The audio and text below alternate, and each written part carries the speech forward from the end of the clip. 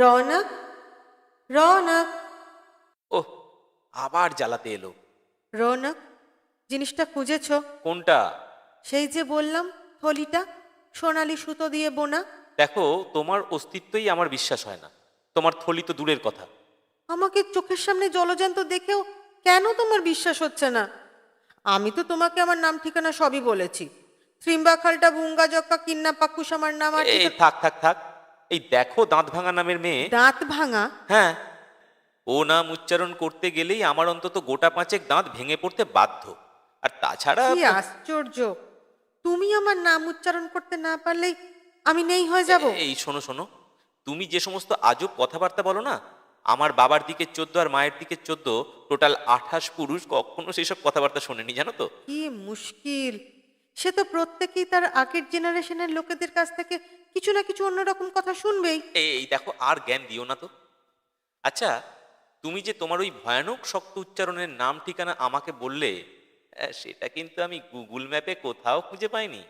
তুমি কি ভাবো রৌনক, গুগল ম্যাপ একেবারে সব জানতা? হ্যাঁ। প্লিজ রৌনক, এখন এসব তুচ্ছ বিশ্বাস অবিশ্বাস দিয়ে নষ্ট করার মতো সময় আমাদের হাতে নেই। খুব বিপদ রৌনক, তোমাদের এই প্ল্যানেটটার মহা বিপদ। উফ, জ্বালিয়ে খেলে তো।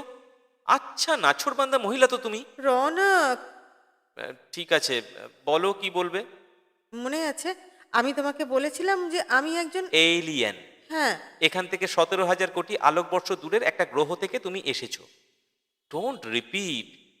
খালি এটুকু বলো, সমানে যে থলি খোঁজো খোঁজো করে আমার মাথা খারাপ করে দিচ্ছ, তা সে থলিটাতে আছেটা কি?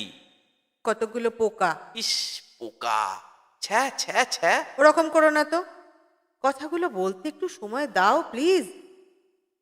ওগুলো কোনো সাধারণ পোকা নয়। হ্যাঁ, পোকা, তাও নাকি আবার অসাধারণ! কি যে বলো। একসময় আমাদের গ্রহটাও ঠিক তোমাদের মতোই ছিল, রাগ হিংসে লোভে ভরা। তখন সবাই সবাইকার সঙ্গে সারাক্ষণ ঝগড়া করছে, মারামারি করছে, যুদ্ধ হচ্ছে, দলে দলে লোক মরছে, আর একটার পর একটা দেশ ধ্বংস হয়ে যাচ্ছে। তখন দেশের বড় বড় পণ্ডিত আর চিন্তাবিদেরা একসঙ্গে বসে নানা রকম চিন্তা ভাবনা করতে লাগলেন কি করে সমস্ত বন্ধ করা যেতে পারে। কিন্তু কিন্তু কিছুতেই আর সলিউশন বেরোলো না, তাই তো? হুম। আরে, ওটাই তো পণ্ডিতদের ভাবনা চিন্তার দোস্তুর। তাঁরা কেবল ভাববেন, কিন্তু সলিউশন বার করতে পারবেন না। আহ, তুমি বড্ড কথার মাঝখানে কথা বলো। বলো। আমাদের গ্রহের দক্ষিণ দিকে প্রকাণ্ড একটা জঙ্গল আছে। আমার দাদু তখন নিজের বাড়ি থেকে পালিয়ে সেইখানে গিয়েছিলেন। এই দাঁড়াও দাঁড়াও, খামোখা পালাতে গেলেন কেন? আমার দাদু কলেজের পরীক্ষা ফার্স্ট হয়েছিলেন বলে তার ক্লাসের সেকেন্ড বয় তাকে মেরে ফেলার চেষ্টা করেছিল। কি সাংঘাতিক কাণ্ড! এই জানো, সেদিন খবরের কাগজে না ঠিক এই রকম একটা খবর আমি পড়েছিলাম। তারপর? তারপর কি হলো? আমার দাদুও তখন জঙ্গলের মধ্যে লুকিয়ে থেকে প্ল্যান করছিলেন ওই ছেলেটাকে কি করে কৌশলে জব্দে ফেলা যায়। তো এই সময় দাদু হঠাৎ একদিন দেখলেন জঙ্গলের মধ্যে একটা গাছের কাছে কতগুলো ছোট্ট ছোট্ট পোকা কিলবিল করছে। আ ওই পোকাগুলো তো? হ্যাঁ, আর তাদের গায়ে লাল নীল হলুদ সবুজ নানা রকম রং। চমৎকার দেখতে পোকাগুলোকে। ভারী আশ্চর্য তো। হ্যাঁ, আর দাদু দেখলেন জানো, কি? পোকাগুলো তার দিকে এগিয়ে আসছে, আর তাদের সেই ছোট্ট ছোট্ট মুখগুলো হা করে করে হাওয়া থেকে কি যেন খেতে শুরু করলো, কপ কপ করে। তা কি খাচ্ছিল? আরে দাদুও তো তখনও কিছু বুঝতে পারেননি, কিন্তু তাদের ভাবভঙ্গি দেখে দাদুর খুব মজা লেগেছিল।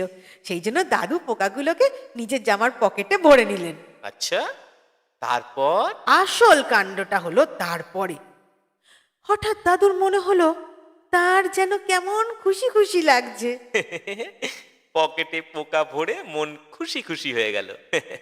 কিছু মনে করো না ভাই, তোমার দাদুর মাথার স্ক্রুগুলো ঢিলে হয়ে গিয়েছিল। প্লিজ রৌনক, আমাকে বলতে দাও। বলো।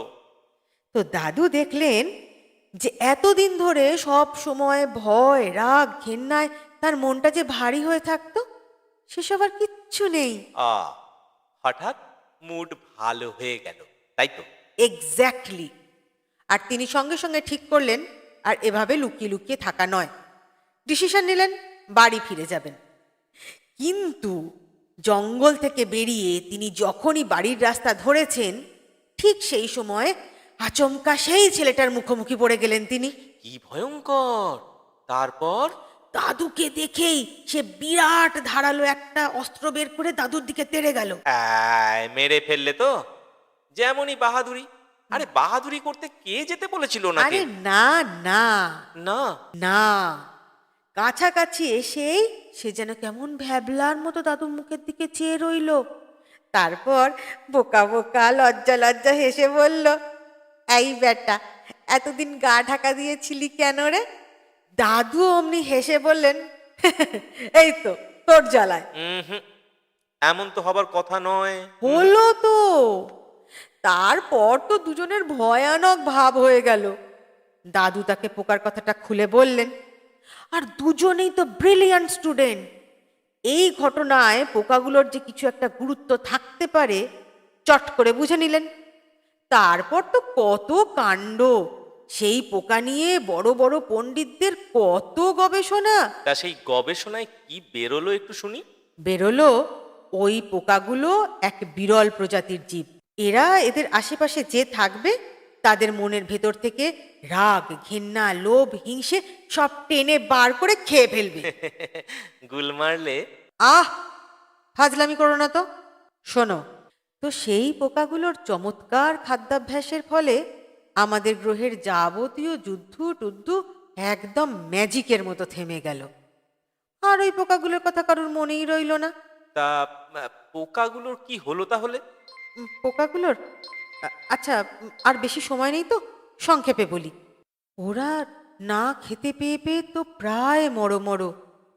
তা আমার দাদু হঠাৎ সেদিন মহাদূরবীক্ষণ যন্ত্র অনেক ঘেঁটে তোমাদের এই গ্রহটার খোঁজ পেয়েছিলেন। আর তোমাদের অশান্তির কথা জানতে পেরেই ওই থলিটা সমেত আমাকে এখানে পাঠিয়ে দিলেন। কিন্তু কিন্তু ওই পোকা ভরা থলিটা আমি আমি না কোথায় হারিয়ে ফেলেছি। আমারই দোষ জানো।